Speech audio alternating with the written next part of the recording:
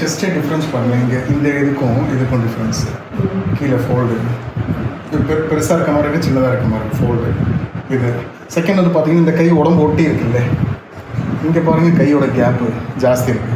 இது வீட்டில் எல்லாரும் செக் பண்ணுங்கள். அதே மாதிரி ஷோல்டர் பாருங்கள், இங்கே வைக்கிறேன் கை எங்கே இருக்குன்னு பாருங்கள். இறங்கியிருக்கு ஏறி இருக்குது. இதில் 2 பக்கம் ஷோல்டர் வச்சிங்கன்னா இது இறங்கியிருக்கு ஏறி இருக்குது. இந்த செஸ்ட்டு பார்த்தாலே தெரியும். இப்போ எல்லாம் இது பெருசாக இருக்க மாதிரி இருக்குது, சின்னதாக இருக்குது. திருப்பிக்கும். அதே மாதிரி இந்த ஃபோல்டு ஒன்று கொஞ்சம் முன்னாடி போயிடுச்சு சார்.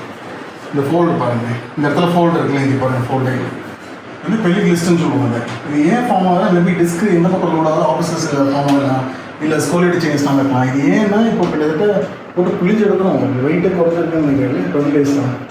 10 kg 10 kg குறைஞ்சிருக்காரு மனுஷன். அதனால இது நேரம் ஆகலை. இது என்னன்னா போட்டு இது பெல்லிக் லிஸ்ட்டுன்னு சொல்லுவாங்க. ரொம்ப நாள் அது விட்டு ஒரு பக்கமாக உட்காடுறேன், ஆஃபீஸில் ஒரு சேரில் ஒரு சைடு உட்காடுறேன், வீடியோ லைக் ஃபோன் பார்த்துட்டு ஒரு பக்கமாக உட்காந்துருக்கேன், என் ஹேபிட்டே ஒரு பக்கம் சாஞ்சிட்டு படுத்து பார்த்துன்னு சொல்லி இது இவங்களுக்குன்னு இல்லை. ஏன் இப்போ ஸ்பெசிஃபிக்காக வீடியோ எடுக்கணும்னா நிறைய ஒரு நாளைக்கு மினிமம் 10-15 பேராது சார் இந்த மாதிரி இருக்குன்னு சொல்லி அது ரேண்டமாக செக் பண்ண இருக்குது. அதில் ஒரு சைடு லோடாகி பெயின் கொடுக்குது. இங்கேயே தொட்டு பார்த்தா நாடி இல்லைங்களா சார்? இந்த இடத்துல ஒரு நாடி ஃபார்ம் இங்கே கூட அவ்வளோ இருக்காது. லிஸ்ட் ஆகி பெயின் ஸ்டார்ட் ஆகும்.